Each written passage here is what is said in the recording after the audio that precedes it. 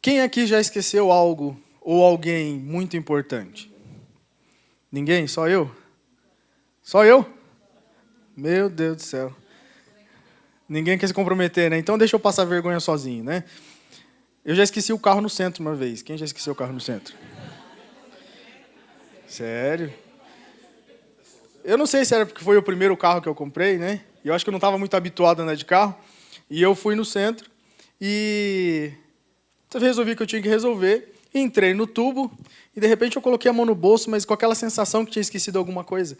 E eu falei, meu Deus, mas parece que eu estou esquecendo alguma coisa. Né? E aí, quando eu coloquei a mão no bolso, senti uma chave. Falei, a hora que eu olhei a chave do carro, falei, meu Deus, estou deixando o carro no centro.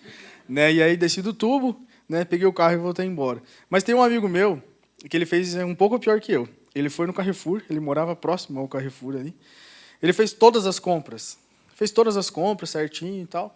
E chegou em casa com todas as compras, né, carregando tudo na mão e tal. E a mulher dele olhou assim, o que aconteceu? Eu falei, por quê? Por que você trouxe todas as sacolas na mão? E onde é que está o carro? Ele, meu Deus, eu fui de carro para o mercado. E deixou o carro no mercado.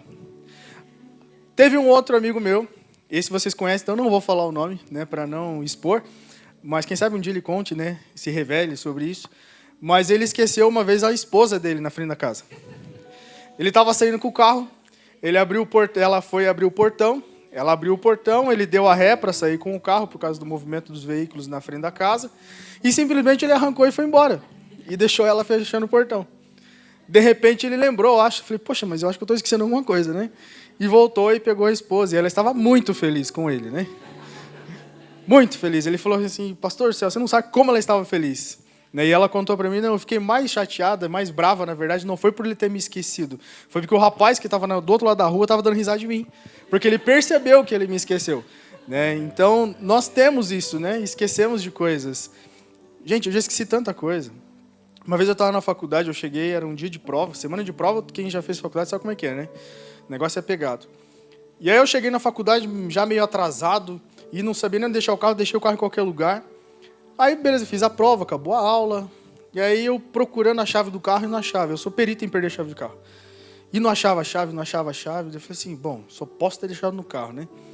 E aí quando eu estava chegando a uma distância de uns 30 metros mais ou menos do carro, tinha 3 seguranças em volta do carro. Só estava o meu carro no estacionamento. Eu falei, será que é hoje que eu vou apanhar? Mas eu não fiz nada, né? Não fiz nada de errado. O carro não está atravessado, nada, né? De repente o segurança falou para mim assim, você é o dono desse carro? Eu falei, sim. Eu falei, aconteceu alguma coisa? Eu falei, não, é que você deixou a chave na porta. E aí nós ficamos aqui cuidando. Né? Um ficou cuidando e os outros vieram depois para ver, né, quem que era o abençoado que tinha deixado a chave lá. Né? Para contar a história, né? Ainda bem que eles não tiraram foto na época. Mas todos nós esquecemos alguma coisa. Por um motivo ou outro. Né? Mas a pergunta que eu tenho para fazer para mim e para você é, por que nós esquecemos das coisas? Por que é que a gente esquece das coisas? Às vezes pode ser pela rotina muito corrida, às vezes muitas atividades, às vezes nós temos tantas coisas na cabeça, né? E acabamos que não prestamos atenção em algumas. Eu normalmente esqueço de algumas coisas.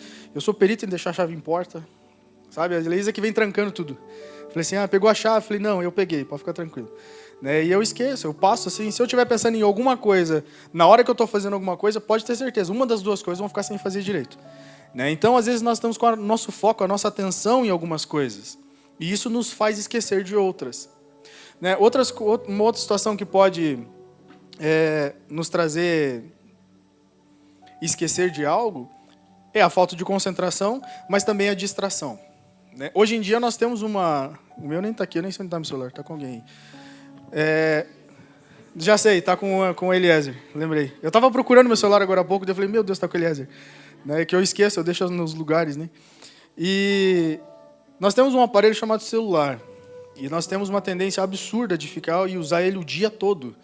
Né? E que às vezes até quando está dormindo, o celular toca, você já levanta para ver o que é, e às vezes é só uma propaganda de alguma coisa. Mas é um aparelho que nos distrai muito e tira a nossa atenção. Né? Eu não vou perguntar quem já bateu o carro porque estava no celular, porque daí você vai se expor, né? Mas eu já quase bati o carro por causa disso. Né? Eu já quase bati o carro por estar olhando algum anúncio, alguma coisa, e às vezes a Heloísa do meu lado só fazia... Quando ela fazia... Eu metia o pé no freio e puxava para o lado que eu tinha um reflexo que eu via que eu não ia bater. E realmente eu ia bater o carro.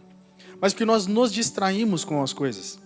né? Então, o fato é que esquecer das coisas não é mera problema de emocional, mental.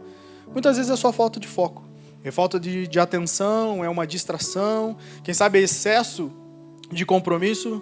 Às vezes nós não delegamos coisas para as pessoas e acabamos nos envolvendo com tudo e não conseguimos fazer quase nada, né? Então nós acabamos nos distraindo, né? Só que algo também que fica claro, porque se eu esqueço uma coisa e acabo lembrando de outra, podemos olhar que realmente essa outra coisa ela se torna mais importante do que nós estávamos fazendo. Então, se eu esqueço desse papel e começo a mexer com outra coisa, é porque esse papel, quem sabe, ele não tem tanta importância. E eu começo a mexer com aquela outra que tem mais importância. Eu estou trazendo esse plano de fundo para nós por um motivo muito claro. Nós vamos ler uma passagem em Lucas, no capítulo 2, e nós vamos ver alguém que esqueceu alguma coisa também. Mas só que esse esquecimento foi muito grave, foi muito sério. E se a gente trouxer para os nossos dias, trouxer para a nossa vida, nós vamos ver que muitas das vezes nós fazemos a mesma coisa sem perceber. Lucas, no capítulo 2, versículo 41. Nós não vamos, quem sabe, ler tudo agora, mas nós vamos discorrendo ele ao longo da ministração. Mas o texto começa dizendo o seguinte: todos os anos, os pais de Jesus iam a Jerusalém para a festa da Páscoa. Quando ele atingiu a idade de 12 anos, a família foi à festa. Como era o hábito, terminada a comemoração, tomaram o caminho de volta para Nazaré. Mas Jesus ficou para trás em Jerusalém. No primeiro dia, os pais não deram pela sua falta, porque julgavam que ele estivesse com os amigos ou entre outros viajantes. Mas quando não apareceu naquela noite, começaram a procurá-lo entre os parentes e amigos. Não o encontrando, voltaram a Jerusalém, continuando a procurá-lo. 3 dias depois, encontraram-o. Achava-se no templo, sentado entre os especialistas na lei, e ouvindo e fazendo-lhe perguntas, deixando toda a gente admirada com a sua inteligência e respostas. Os pais não sabiam o que pensar quando o viram ali sentado. Aqui a gente vê alguém que esqueceu alguém, né? Tem um amigo meu, um outro amigo meu, né? Às vezes vão falar assim, não, normalmente quando a gente quer contar uma história, não quer falar que é a gente fala assim, não, eu tenho um amigo, né? E o amigo quer saber isso, mas não é comigo, né? Ele tem 3 filhos e ele já esqueceu os 3 em diversos lugares, né? E ele contando para mim um dia, eu falei assim, ele começou a contar que tinha esquecido um, daí eu falei assim, não é possível que você esqueceu. Daí ele, cara, eu tenho 3, né? E aí daqui a pouco ele começou a contar e daí eu falei assim, e esse outro eu esqueci não sei aonde. Eu falei assim, também. Mas não acaba aqui, eu esqueci o outro na rodoviária, em tal lugar, assim. Eu falei assim, meu Deus do céu. Eu achei alguém que é mais esquecido que eu. Mas fato é que às vezes nós esquecemos, e essa família esqueceu Jesus. Agora imagina só, quem tem filho, né? Você vai para um lugar, você está numa festa, e aí nós vemos que nesse texto que era habitual eles estarem nessa festa, eles irem todos os anos para celebrar a Páscoa, e eles vão lá. Mas eles estão tão acostumados, tão habituados, e eles começam a retornar para casa nessa festa. Mas eles não se dão a perceber que Jesus não estava junto com eles. Que eles estavam caminhando, pensando que Jesus estava junto com eles, quem sabe com os amigos, com os colegas, e é isso que o texto nos afirma, e eles continuam caminhando. Mas pensa só, passou-se um dia inteiro, e eles não perceberam que Jesus não estava com eles. E quando a gente olha para essas coisas, a gente começa a tirar algumas informações do começo do texto, e a palavra costume me chamou muito a atenção. Porque realmente era um costume, né? Esse costume veio da onde? Teve um rei chamado Josias, você vai ver isso lá em 2 Reis, capítulo 23, que ele criou uma normativa, ele colocou isso à força, que a celebração da Páscoa deveria ser feita em Jerusalém, porque ele queria toda a prova trazer poder por meio da autoridade. Então ele falou, vocês vão celebrar a Páscoa todos os anos em Jerusalém. E usou a força para fazer isso. E realmente conseguiu, porque ele queria ter o poder, ele queria mostrar que ele tinha o poder e tomá-lo. E realmente se teve esse costume. E aí os pais de Jesus, José e Maria, tinham esse hábito de todos os anos irem lá para participar da festa. A palavra costume me veio em mente e comecei a pensar sobre isso justamente porque nós nos acostumamos com muita coisa. E o fato do costume se tornar um hábito, ele faz com que nós tenhamos alguns hábitos. O costume entrar no modo automático, achando que estamos fazendo tudo do jeito certo. Domingo passado nós ministramos e eu toquei um pouco nesse assunto, aonde nós vimos Apolo, aonde Paulo questiona Apolo, perguntando se ele conhecia o Espírito Santo. Ele falou, não, eu conheço Jesus, eu falo sobre Jesus, eu prego sobre Jesus, eu trabalho para Jesus, mas não conhecia o próprio Espírito Santo. E aí Paulo, mas como assim? Você fala de Jesus, você trabalha para Jesus, mas você não tem comunhão com Deus. Como pode você trabalhar para alguém, conhecer alguém, mas não ter relacionamento com esse alguém? Porque nós sabemos que é somente por meio do Espírito Santo que nós temos relacionamento com Deus. Paulo ainda escreve dizendo assim que o nosso espírito testifica com o Espírito de Deus que somos filhos de Deus. É por aí que nós temos uma convicção do relacionamento com Deus.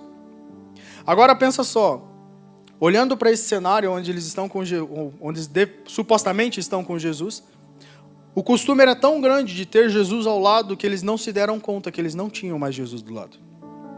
E quantas vezes nós andamos e andamos e andamos, entramos na igreja, saímos da igreja, cultuamos todos os dias, todas as semanas, lemos a palavra, quem sabe quase todos os dias ou todos os dias, não faltamos um culto, mas não percebemos que Jesus não está com a gente mais.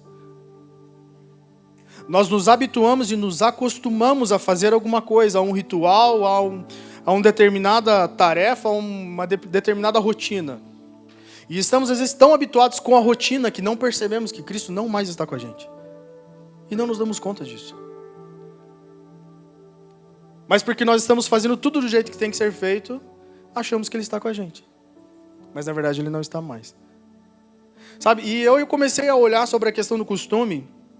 E uma coisa só por curiosidade, o texto cita que Jesus tinha 12 anos, e justamente ele fala sobre 12 anos, porque era a fase onde a criança ela ia ter aquela prova, né, vamos dizer assim, onde ela ia ter que recitar toda a Torá, e aí ela decidir se ela realmente ia continuar estudando a lei e dedicar a vida dela integralmente para aquilo, ou se ela simplesmente ia ficar ali e viver a vida do jeito que ela achava que queria viver, ou que os pais iriam incentivá-lo ou educá-lo para viver. E ali demonstra que Jesus realmente foi bem educado. Nós falamos sobre os eventos que nós vamos ter para as crianças. E aqui nós vemos uma das importâncias de realmente criar os filhos no caminho a qual eles devem andar. Nós vemos Jesus porque às vezes nós espiritualizamos demais. Não, porque Jesus era Jesus. Mas no versículo 52 desse mesmo texto, o texto diz assim, que Jesus, ele era criado e ele era educado pelo Espírito, mas também pelos homens, que eram os pais. Ele era ensinado, então Jesus crescia em graça e também em estatura. É isso que o versículo 52 diz desse texto. Então nós entendemos e vemos que o mesmo Jesus que nos salvou foi o mesmo Jesus que teve a necessidade de ter pais, de ser ensinado, de ir crescendo em conhecimento. Agora, se Jesus, sendo Jesus, ensinou o seu filho, foi ensinado pelos seus pais, o que você acha que você tem que fazer com os seus filhos? Qual a importância e o dever que nós temos em criar os nossos filhos pautados nos princípios da palavra e na verdade do Senhor? Porque Jesus, ele foi um rabino. Ele continuou estudando. Ele continuou se empenhando naquilo que ele foi chamado. Ah, mas eu não sei o que é que eu tenho que fazer. Como que eu devo educar os meus filhos? Vamos pegar alguns exemplos da Bíblia.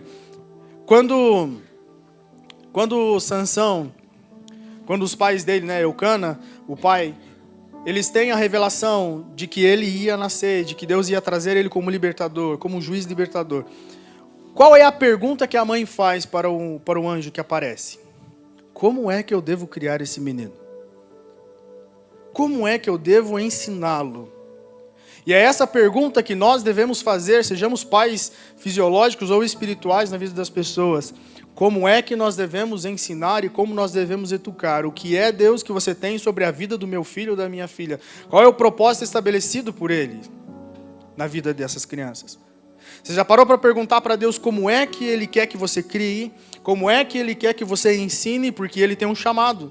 Porque às vezes nós entendemos que nós temos um chamado, e isso é óbvio. Mas qual é o chamado que Deus colocou sobre a vida dos seus filhos? Qual é o propósito que Deus tem a respeito deles? Você já parou para fazer essa pergunta? Quando nós olhamos em Jesus nesse cenário, nós vemos uns pais que realmente se dedicaram. Pais que realmente se colocaram à disposição de Deus para ensinar, para educar e para mostrar e dar o melhor ensino.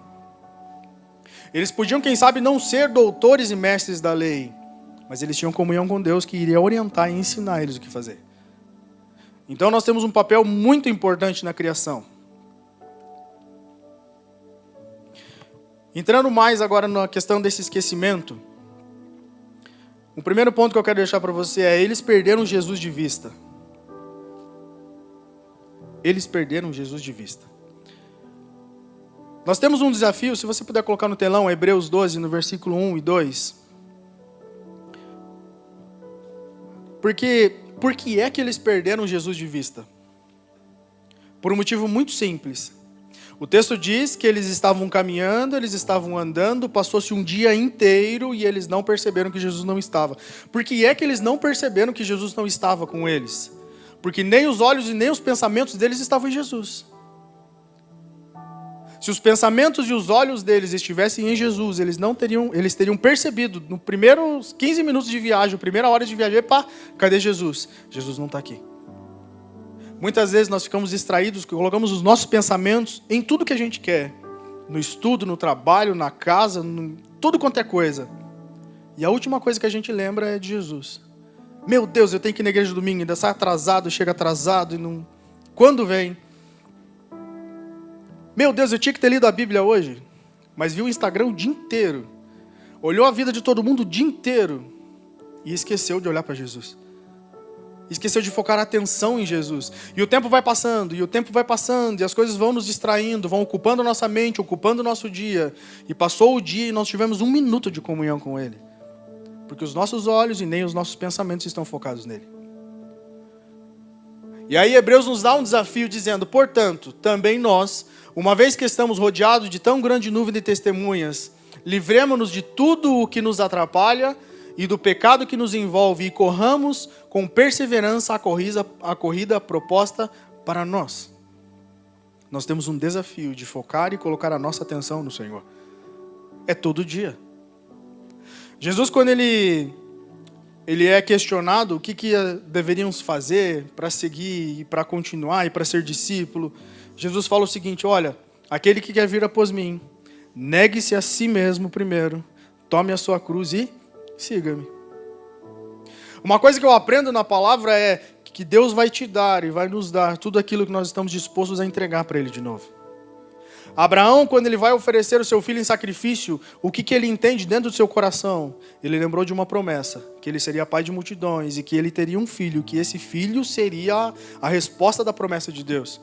E aí ele recebe o filho, e recebendo o filho, Deus fala: eu quero ele de volta. E Abraão, dentro do seu inconsciente, você vê essa resposta de Abraão, essa explicação no Novo Testamento, onde ela fala o seguinte: que Abraão, compreendendo que Deus poderia fazer ressuscitar o menino, ele entrega ao Senhor. O quanto eu e você confiamos em Deus para colocarmos e focarmos a nossa atenção nele. Porque o que a gente quer fazer muitas vezes é dar ajuda para Deus. Ele fala: Jesus, eu acho que você não está sabendo lidar com isso, deixa eu te ajudar. Eu tenho uma ideia aqui que é infalível, vai dar certo, deixa que eu dou um jeito. E acabamos esquecendo que Ele é soberano e que Ele que guia os nossos passos. Mas o quanto nós estamos focados em Jesus, o quanto os nossos olhos e o nosso pensamento estão focados nele. E o segundo ponto é: perderam a comunhão com Jesus. Porque uma coisa é você ter atenção, você está em observação com alguém. Né? Eu gosto de olhar os meninos ali, eu vejo o Heitor. Né? O Heitor estava bem ruim antes de ontem, né? E hoje ele estava ali correndo, eu falei: Deus, o Senhor é maravilhoso. O Senhor cuida mesmo dos seus pequeninos. E ali estava o Heitor, o Israel conversando comigo, só que o Israel estava igual aquele ditado que fala assim, né? Um olho no peixe, outro no gato, né? Ele conversando comigo e daqui a pouco ele já procurava onde é que estava o Heitor. Mas os olhos deles estavam focados no Heitor. Estavam cuidando e observando o que ele estava fazendo. Mas uma coisa é você observar. Uma coisa é você ter atenção em algo e outra coisa é você ter comunhão com outra coisa. Comunhão é diferente de atenção. Comunhão é diferente de observação. Além de eles não terem observação, de eles perderem a atenção em Jesus, eles também não tinham comunhão naquele momento. Porque quer ver o que é comunhão? Eu até separei aqui para nós. Cadê? Aqui, ó. Querer estar junto pela presença. Sabe, é você anseiar pelo momento, é você valorizar a presença de alguém, isso é ter comunhão.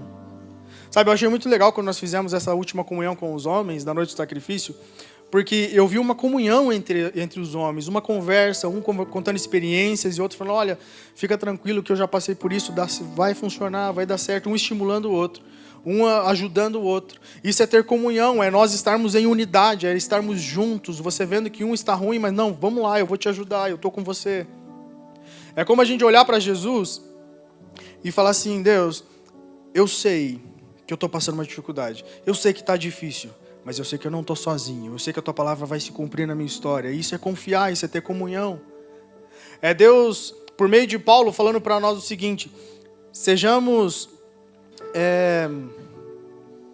fugiu a palavra, cooperadores de Deus.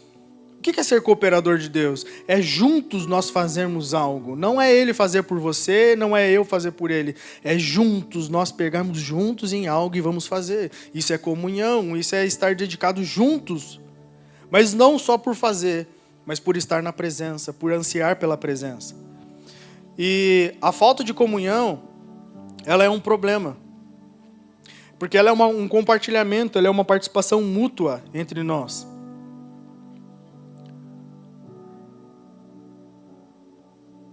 Nós temos alguns exemplos do que é também não ter essa comunhão, do que é não buscar essa comunhão. Nós já sabemos, se você ainda não sabe, né, a presença de Deus no Antigo Testamento ela era representada pela Arca da Aliança. A Arca da Aliança era vamos dizer assim, o objeto mais sagrado que havia. Ninguém podia tocar, ninguém podia chegar nela de qualquer forma.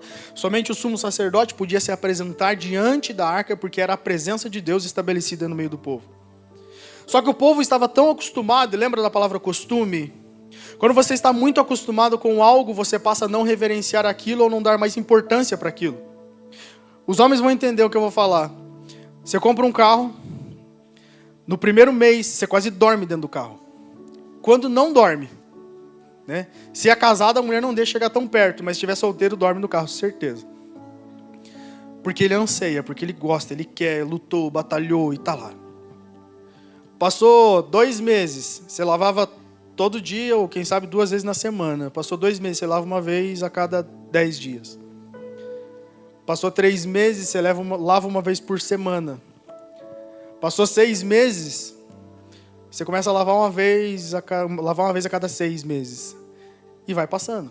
Porque você se acostuma com aquilo e fala, não é tão mais importante isso para mim. Eu quero algo novo, eu quero um carro novo. E aí, quando você compra um novo, você se dedica de novo. Porque é algo novo, você vai se acostumar com aquilo de novo. Uma coisa que é importante a gente entender, a psicologia ela traz isso como a felicidade ter um fim em si mesmo. Porque quando você quer algo por ter algo, e aquilo se torna finito quando você consegue. É igual um namoro, vamos dizer assim, o rapaz está ali, né, e quer namorar e consegue namorar. Beleza, ele namorou. Passa aquela euforia. Está namorando. Agora vem uma nova euforia, que é do noivado. E aí vem uma nova euforia do casamento. E aí vem uma nova euforia, que é manter o casamento. Né? Você riu de desespero ou é de convicção que está fazendo? Né? Só para a gente entender. Mas quando você quer algo demais, digamos que quer um telefone novo, você fica ansioso, e aí quando você compra o telefone, para dar uma acalmada, né? Você compra o telefone e você fica e mexe, daqui a pouco você larga aquele negócio num lugar, porque a felicidade tem um fim em si mesmo. A hora que você conquista o que você quer, pronto, já não faz tanta diferença. Agora, se a nossa felicidade estiver firmada em Jesus, por uma comunhão com Ele, ela nunca vai acabar, porque Ele não tem fim. Porque a presença dEle nos preenche. Sabe por que as pessoas elas caem tanto nesses contos de compulsividade de compra? Porque as pessoas conseguem, através de marketing digital, trazer gatilhos emocionais para ativar um lugar que você possui chamado-se vazio. E aí você quer preencher o vazio com um celular, com um carro, com um curso, com qualquer coisa. E aí quando você consegue aquilo, você vê que aquilo não faz mais sentido. A prova é que existem muitas pessoas ricas, milionárias, que se matam. É por falta de dinheiro? Não falo que dinheiro traz felicidade? Aonde está a felicidade? A felicidade é em Jesus. Você pode fazer o que você quiser, ter o que você quiser. E eu já vi pessoas extremamente, vamos dizer, pobres em relação a dinheiro, serem as pessoas mais felizes que eu já vi na história. Porque elas caminham com Jesus, elas têm Cristo e Ele é suficiente para elas. Sabe, quando nós começamos a perder a comunhão com Deus, quando a gente começa a conquistar mais o que está aqui do que está lá. E aí nós começamos a errar e provavelmente já deixamos Jesus lá atrás, em algum lugar no caminho. Porque passamos a olhar para o lugar errado, tiramos os nossos olhos dele e colocamos os nossos olhos aqui, em coisas daqui. Não estou dizendo que é errado nós alcançarmos os objetivos, os nossos sonhos, legal. Mas contanto que isso não tome o lugar de Jesus, contanto que isso não deixe Jesus para trás. Porque Ele não quer somente te oferecer algo, Ele quer viver comigo e com você. Ele quer viver intensamente um relacionamento. É como um pai que tem o prazer de abençoar o filho, de trazer um presente para aquele filho, porque ele ama ver o sorriso daquele filho. Mas ele não quer só ver o sorriso, ele quer brincar com aquele filho, ele quer participar com aquele filho, ele quer ter uma comunhão com aquele filho, com aquilo que ele está entregando. E é isso que Deus espera de nós. Mas eu falei para você que existem alguns exemplos, e nós podemos ver isso em 1 Samuel, capítulo 4, não vamos ler tudo, nem vou ler na verdade, você pode procurar na sua casa depois, mas 1 Samuel 4, do 1 ao 11, nós vamos ver uma coisa acontecendo ali, onde os israelitas, acostumados com a arca, que era a presença de Deus, eles começam a banalizar a presença, onde eles começam a tratar Deus como um amuleto de sorte. Vocês vão ver que no começo do texto vai dizer assim, que eles perderam 4.000 homens combatendo com os filisteus. E aí eles ficam desesperados, eles ficam angustiados. Meu Deus, o que nós estamos fazendo de errado? Por que é que nós estamos perdendo essa batalha? Nós não perdíamos batalha. Por que é que nós estamos passando por isso? E aí um sacerdote lembra, ei, peraí, já sei o que está errado. E aí me levanta uma pulga atrás da orelha e uma grande preocupação.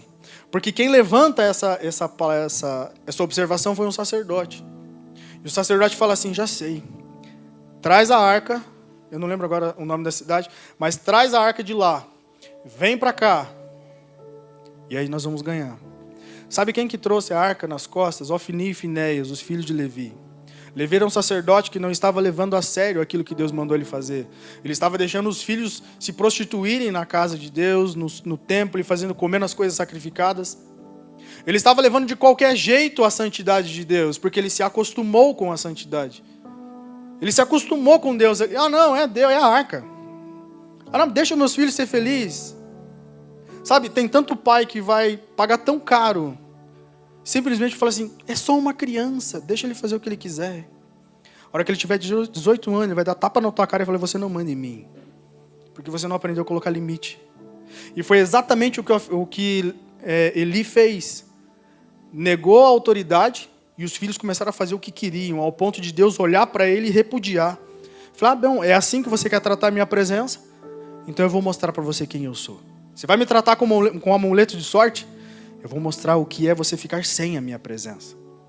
Sabe, e nós vemos muitos lares hoje em dia se corrompendo, sendo destruídos, simplesmente porque o homem não assume a posição de sacerdote.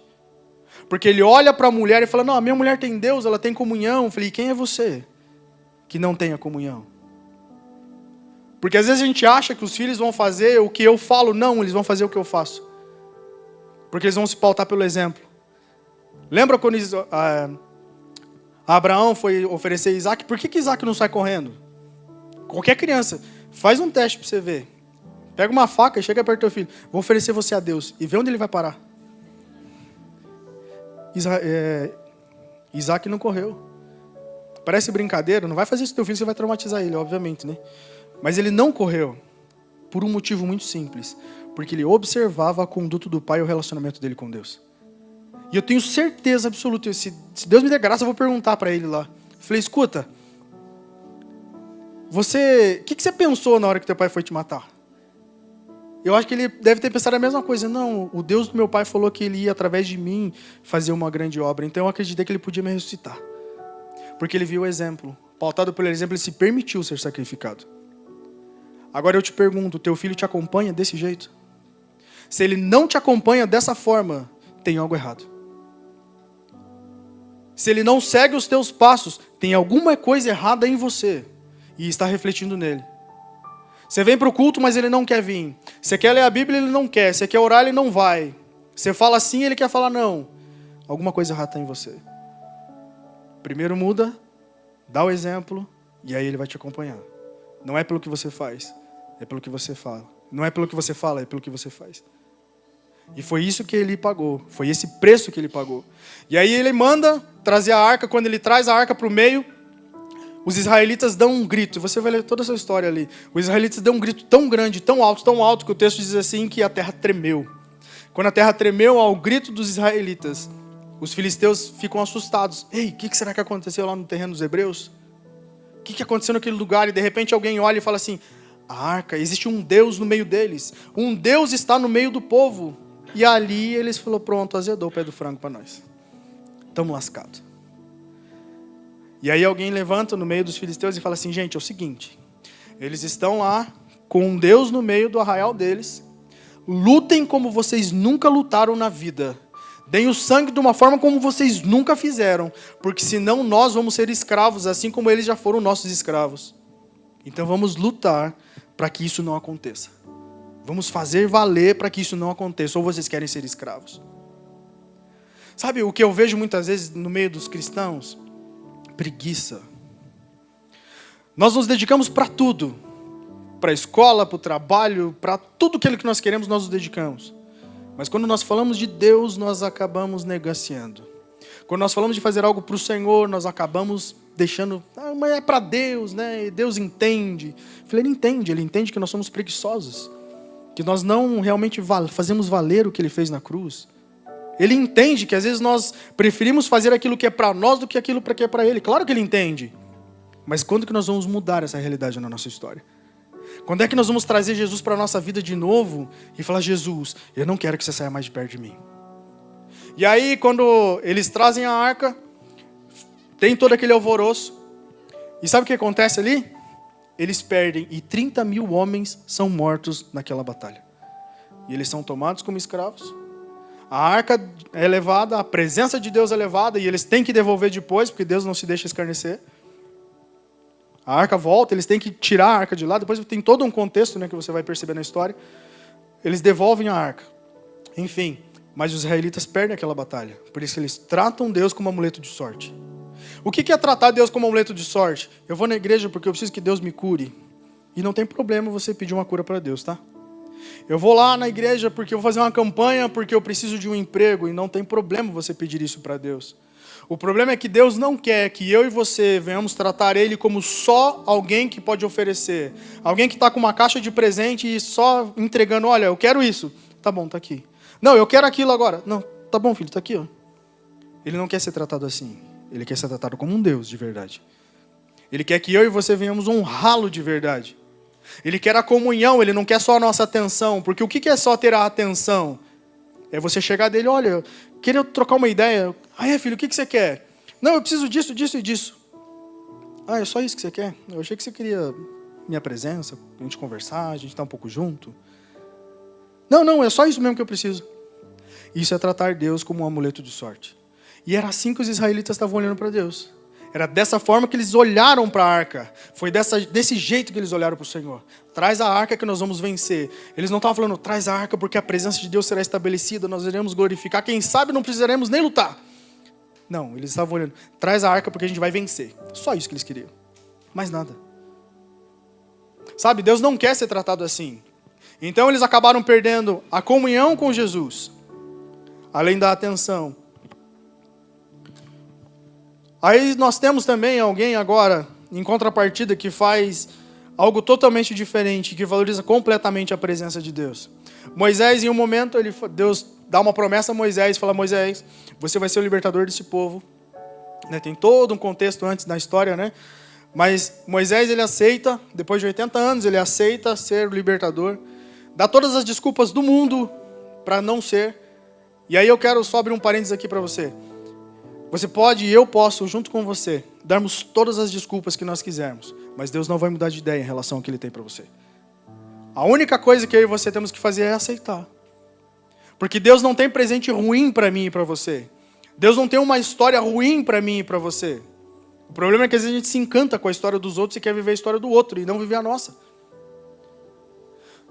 Só que Moisés, em Êxodo 33, lá do 14 ao 16, se quiser colocar ali, que são 2 versículos só, Deus fala para Moisés assim, olha, estou cansado desse povo. Vocês são muito rebeldes.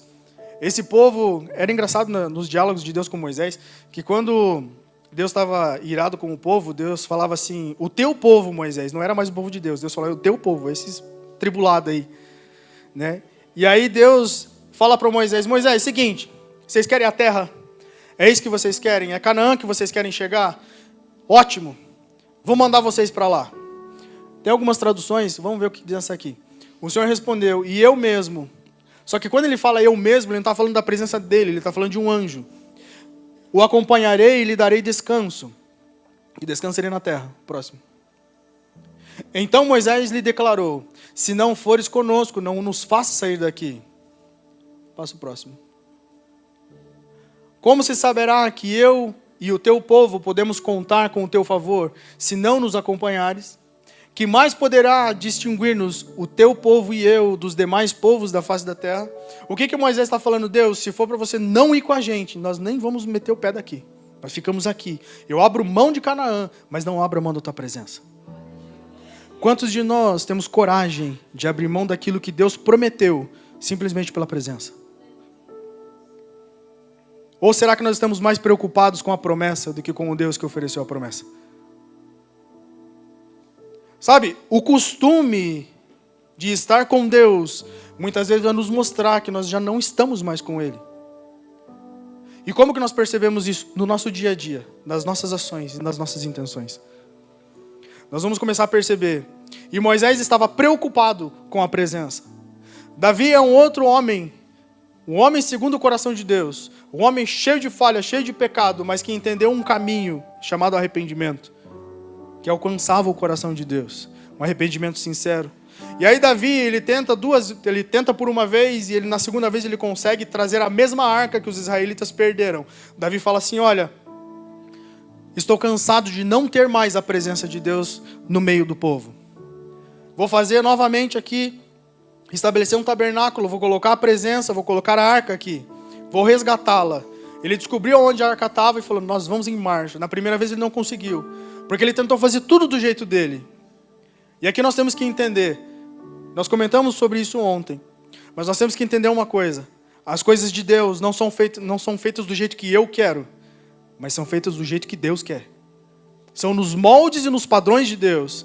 Quer saber como Deus quer? Busca na palavra, busca na oração, no relacionamento e na intimidade. Deus vai mostrar exatamente como Ele quer que seja feito. Por que Davi ele perde a primeira vez? Não consegue trazer e Uzá morre por causa disso. Porque Davi achou que podia colocar a arca num carroção de boi. Era novo, mas era um carroção de boi. A arca tinha que ser carregada por um sacerdote. 4 sacerdotes deveriam carregar. E ele não faz isso. Até que ele consulta a Deus, já frustrado e desanimado, porque não tinha conseguido. Ele consulta e ele fala assim, Davi, você tem que usar os sacerdotes, tem que consagrar, o povo tem que se preparar. E aí sim, Deus vai permitir você trazer a presença dele de novo. Sabe, carregar a presença de Deus não é de qualquer jeito, não é de qualquer maneira. Hoje em dia nós estamos vendo em momentos de modernidade, onde tudo pode. Tudo pode. Como se a palavra não valesse de mais nada. Chamam a igreja hoje de igreja moderna. Mas o que é ser moderno? É jogar a palavra fora e viver em pecado do jeito que quiser? Fazer do jeito que quiser? Tratar a presença do jeito que quiser? Não. Existe um padrão para tratar a presença de Deus. Existem requisitos de Deus falar, olha, é assim que lida com a minha santidade, com a minha presença. E ali Davi consegue. E quando ele traz do jeito que Deus falou que deveria fazer, a cada 6 passos, Davi oferecia um sacrifício. Porque Davi, antes de ir, ele falou assim, olha, eu sei o Deus que eu sirvo. Ele me oferece tanta coisa. Mas eu não estou preocupado com mais nada que ele possa me oferecer. Ele pode tirar tudo que eu tenho. Se eu tiver a presença dele, não me falta mais nada. Sabe, a pergunta é, para mim e para você, se Deus tirar tudo que nós temos hoje, o que sobra? Sobra a fé e a confiança na presença dele? Ou nem isso mais existe? E se não existir, aí é um problema. Porque se eu trato Deus como um amuleto, trato Deus como alguém que só pode me dar algo, eu já deixei ele no caminho faz muito tempo. E o último ponto para nós encerrarmos. Eles perderam a comunhão. mas não perceberam. Os pais de Jesus estavam caminhando há um dia e não perceberam que Jesus não estava ali. Gente, eu não estou dizendo que eles eram pais negligentes, não tem nada a ver com isso. Nós já vimos que eles eram pais extremamente dedicados. Mas como nós éramos seres humanos, falíveis como eu e você, e eu e você olhamos para esse exemplo e nos traz como uma história de conduta, de como nós devemos nos portar. Que quando nós nos acostumamos, nós perdemos a atenção, perdemos a comunhão e não percebemos. Nós fazemos que nem Apolo, fala de Deus, trabalha para Deus, mas não tem comunhão com Deus. Não sabe quem é Deus de verdade e Deus não o conhece. O problema pior é esse, porque quando o Apolo fala assim que não conhece o Espírito, ele está dizendo assim, ei, Deus não me conhece. Porque se o Espírito de Deus testifica com o meu Espírito que eu sou filho de Deus, o que está rompido nesse relacionamento? A nossa comunhão. Quando Deus olha para Adão e fala assim, Adão, onde você está? Deus não estava cego, que ele não estava sabendo, ele sabia que ele estava na primeira moita à esquerda. Mas ei, Adão, eu não te sinto mais no meu espírito. A nossa ligação foi cortada. O meu espírito não mais testifica com o seu. O que aconteceu? Só que nós estamos tão acostumados com o serviço, só no servir, que às vezes a gente vem para a igreja e fala assim, não, eu preciso ir para a igreja porque eu tenho que ficar na porta. Eu vou para a igreja porque eu tenho que cuidar das crianças. Eu tenho que ir na igreja porque eu tenho que pregar. Eu vou para a igreja porque eu tenho que cuidar disso ou daquilo. Estamos tão preocupados com o serviço que se tornou um costume na nossa vida, que nós esquecemos que estamos aqui para adorar Ele. Esquecemos que viemos cultuar ao Senhor e não fazer um trabalho qualquer.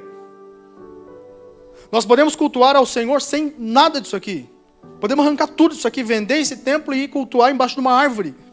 A presença dele vai se manifestar do mesmo jeito se eu estabelecer a minha comunhão com ele. Não precisamos de nada disso aqui. Precisamos buscar a presença. Precisamos ter a consciência e a comunhão de que nós precisamos de um relacionamento com ele. É isso que nós precisamos fazer. E aí eles perdem essa comunhão, não percebem, e eles começam a procurar Jesus em alguns lugares. Eles achavam que estavam com os amigos, ou estavam com alguém. Quantas e quantas vezes eu e você fazemos a mesma coisa? Nos pautamos em um irmão ou irmã. Não, porque eu sei que o pastor Irineu é um homem de Deus. Ele ora o dia todo, ele ora à noite, ele lê a palavra. Então eu sei que se der alguma coisa ruim, eu vou na casa dele e eu ligo para ele. Pastor, ora por mim porque azedou aqui. Eu vou procurar num amigo, eu vou procurar num pastor, eu vou procurar nas pessoas que estão ao meu redor, porque eu mesmo já não carrego a presença. Eu já não carrego mais a autoridade, então eu tenho que ir a alguém, porque eu tenho que achar Jesus em algum lugar. Se perde a comunhão e não percebe. Não estou dizendo que você não pode pedir oração para alguém, chegar em alguém. Não, não é um problema. O problema é quando isso se torna corriqueiro e se torna cotidiano. É toda hora. Eu lembro que quando a avó estava entre nós, a avó Orlando, gente, o dia inteiro ela recebia acho que umas 10, 15 ligações. E tinha uma pessoa que ligava todos os dias. Ela parecia até uma vidente, né? Sei lá, como é que fala? Uma orientadora. Sabe, uma consultora dela. Irmã, eu estou querendo ir em tal lugar. Será que eu vou assim? Será que eu vou assado? Será que eu devo ir? A senhora viu alguma coisa? Desse jeito. A pessoa não tem coragem de entrar dentro do quarto dela e falar com Deus. Falar, Deus, o que você espera de mim? Como as coisas estão? Isso é para mim? Isso não é para mim? Sabe, Deus nos deu esse acesso. Mas é mais fácil eu buscar na esposa, buscar no amigo, porque às vezes o homem, às vezes, ele já tem um hábito de ser um pouco mais dispersivo em algumas coisas. Mas quando se fala em vida espiritual, gente, não pode ser assim. Porque muitos homens se pautam no quê? Eu vejo a minha esposa orando, eu vejo a minha esposa lendo, ela vai no círculo de oração, ela não falta culto, ela está sempre na presença. Então eu sei que ela está com Deus, já está bom. Não. Ela está carregando um fardo e fazendo algo que era para você fazer. Ela carrega um peso que ela não deveria carregar. Porque o homem não se posiciona. Porque ele se foca na mulher. Ou vice-versa. Às vezes a mulher olha, não, meu marido vai para a igreja, ele ora, ele vai na vigília, ele vai nisso, ele vai naquilo, ele consagra, ele jejua. Então eu não preciso fazer.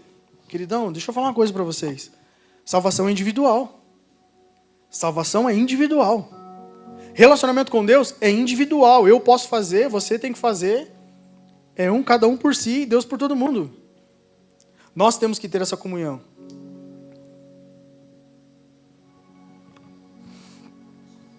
E a minha pergunta é agora: onde encontrar Jesus? Porque nós procuramos em todos os lugares. Depois de 3 dias eles acham Jesus no templo. E isso aqui prefigura justamente a morte e ressurreição de Jesus. Porque Jesus ele é cometido na sexta, passa sábado, no domingo ele morre, ele ressuscita. Então é como se Jesus estivesse prefigurando: olha, vai acontecer isso. E a resposta que baseia nessa afirmação é justamente quando Jesus fala assim, quando eles questionam ao Pai, quando eles questionam a Jesus: por que você está aqui, filho? Por que você fez isso conosco? E ele fala: você não sabia que eu tenho que cuidar das coisas do meu Pai? Sabe, ele está prefigurando esse momento. Mas além disso, a resposta dessa pergunta é: aonde é que nós deixamos Jesus? Porque parece que eu vou te dar uma resposta muito óbvia, porque eles foram buscar Jesus aonde? No templo. Ah, pastor, então eu vou achar Jesus no templo? Não, você não vai achar Jesus aqui. Porque Jesus não mora aqui dentro. Daqui a pouco vai acabar o culto, nós vamos nos alegrar, conversar um pouco e vamos embora. Jesus não vai ficar sentado numa cadeira esperando a gente voltar. Eu e você carregamos a presença de Deus. A questão é: vamos levá-lo para casa ou vamos deixá-lo no templo? Vamos levá-lo para casa ou vamos continuar sem ele? Sabe aonde é que Jesus está, se porventura você o perdeu no caminho? No lugar onde você deixou lá atrás. Naquela coisa, naquela situação que roubou a presença de Deus e você decidiu viver por algo e não por ele. Ficou lá atrás. Aí sabe o que você tem que fazer? Fazer mais uma caminhada de volta. Lá onde você esqueceu Jesus. Lá onde ele estava caminhando com você, te trazendo uma promessa e falando assim: olha, eu vou fazer você viver isso, isso, isso. Mas você se empolgou tanto com aquilo que você saiu correndo na frente de Jesus e quis fazer tudo sozinho. E largou ele para trás. Você não vai achar ele aqui. Você vai achar ele lá onde você esqueceu. Eu não estou falando que literalmente você tenha que sair daqui e sair correndo para algum lugar, não. É você aqui dentro lembrar. Porque, gente, eu e você somos altamente inteligentes. E eu tenho certeza que o Espírito Santo já está ministrando no teu coração aonde foi que você deixou. E aí é a hora de eu e você nos arrependermos. É a hora de eu e você reconhecermos: Jesus, me perdoa. Estou indo te buscar de novo e quero que você caminhe comigo de volta. Sabe onde isso fala? Apocalipse 2:5. Abre lá para nós vamos orar. Enquanto eles procuram ali,